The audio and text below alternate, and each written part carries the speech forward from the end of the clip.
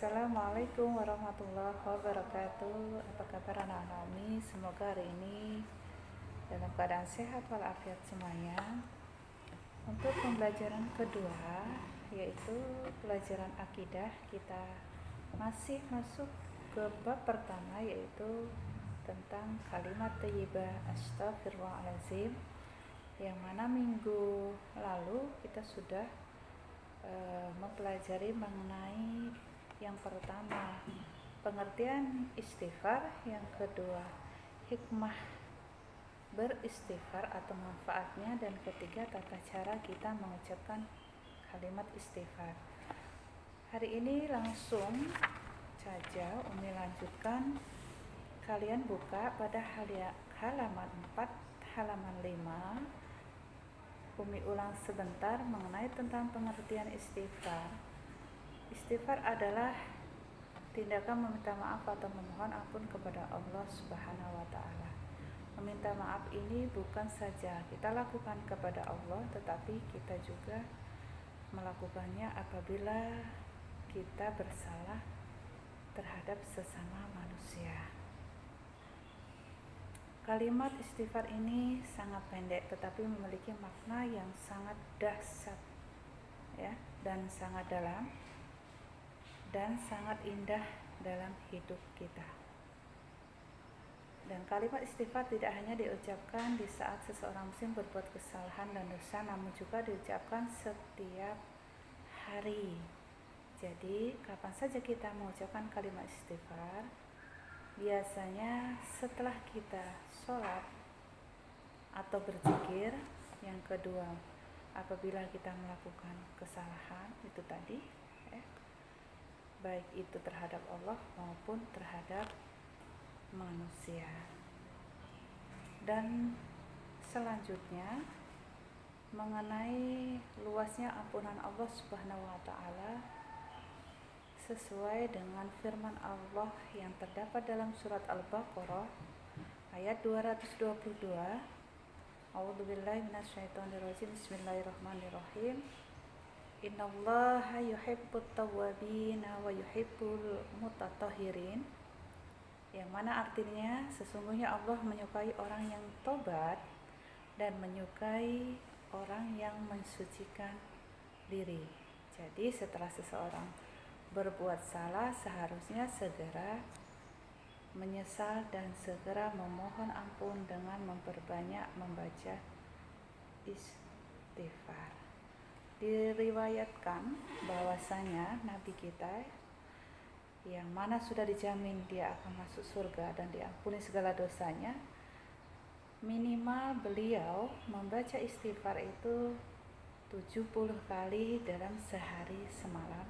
Dan ada juga yang mengatakan bahwa Rasulullah membaca kalimat istighfar itu sampai dengan 100 kali. Jadi minimal 70 sampai 100 selama satu hari.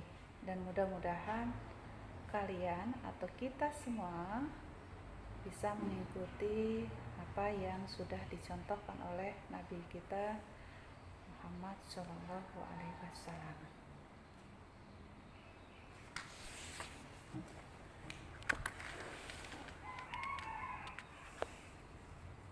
Kemudian, ya, sesuai dengan surat Al-A'raf ayat 7, yang artinya, dan setiap umat mempunyai ajal atau batas waktu. Apabila ajalnya tiba, mereka tidak dapat meminta penundaan atau untuk mempercepat sesaat pun. Jadi kebiasaan saling memaafkan di hari raya Idul Fitri memang sangat baik. Apalagi sekarang kita berada di bulan Zulhijjah, ya, hari raya Idul Adha. Tidak ada salahnya kita juga saling memaafkan, walaupun kita tidak bisa langsung bertatap muka, kita bisa melakukannya dengan cara online seperti ini atau melalui media-media lainnya dengan cara saling mengucapkan atau meminta maaf. Karena dalam pergaulan pastinya kita tidak lepas dengan yang namanya khilaf atau salah ucap, ya. Dan cara kita memohon maaf atau memohon ampun itu ada dua. Yang pertama, jika kesalahan itu kita lakukan kepada Allah, hendaknya memperbanyak membaca istighfar dan berjanji tidak akan mengulanginya dan segera berbuat kebaikan, karena kebaikan akan menghapus keburukan atau dosa yang telah kita lakukan. Tetapi jika kesalahan itu terjadi atau kepada manusia, hendaknya kita membaca istighfar. Selain membaca istighfar, kita bertemu dan harus segera meminta maaf langsung kepada yang bersangkutan.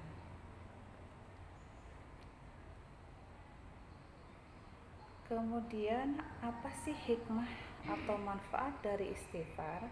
Salah satunya yang sudah kita bahas kemarin adalah hati kita menjadi tenang apabila kita sering atau memperbanyak kalimat istighfar. Yang kedua, diampuni salah dan dosa oleh Allah.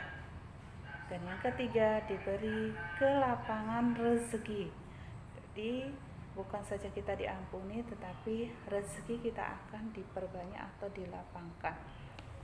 Dan yang keempat, selalu memiliki sikap rendah hati dan tidak sombong, ya. Sikap rendah hati dan pemaaf ini merupakan suatu sikap, ya, yang menyadari keterbatasan atau kemampuan diri dan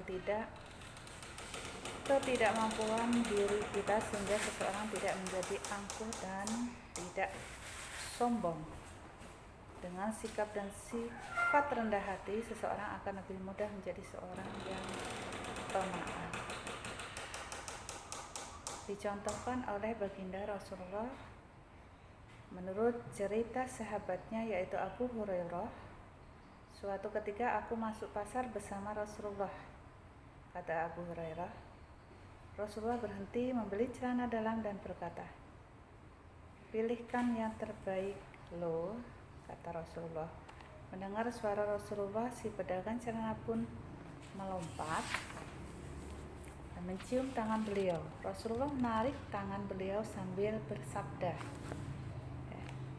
"Itu tindakan orang-orang asing terhadap raja mereka. Aku bukan raja, aku hanyalah laki-laki biasa," kata Rasulullah. Ya, kemudian beliau ambil celana yang sudah beliau beli dan berniat akan membawanya, tapi beliau buru-buru bersabda, "Pemilik barang lebih berhak membawa barangnya." Jadi yang akan mengambil tadi Abu Hurairah, tetapi kemudian Rasulullah berkata, pemilik barang lebih berhak membawa barang yang ia miliki atau ia beli. Dari sikap dan sifat rendah hati tersebut dapat kita simpulkan atau dapat kita tarik ciri-ciri orang yang memiliki sikap dan sifatnya atau sifat rendah hati. Di antaranya adalah tidak suka atau tidak berambisi menjadi orang yang terkenal.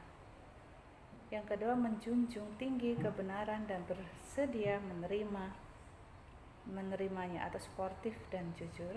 Ketiga, tidak segan dan malu bergaul dengan fakir miskin, bahkan membantu mereka. Keempat, ringan tangan dalam membantu orang-orang yang memerlukan bantuan. Kelima, tidak merasa berat berterima kasih atau kebaikan orang lain, dan tidak keberatan untuk memaafkan mereka yang telah berbuat salah terhadap diri kita sendiri. Untuk tugas hari ini, anak-anak Umi silakan buka pada halaman 11. Kerjakan nomor 1 sampai dengan 5 di buku tulis kalian masing-masing. Dan Umi akhiri, tetap semangat dan selalu jaga kesehatan. Umi tunggu tugas kalian. Assalamualaikum warahmatullahi wabarakatuh.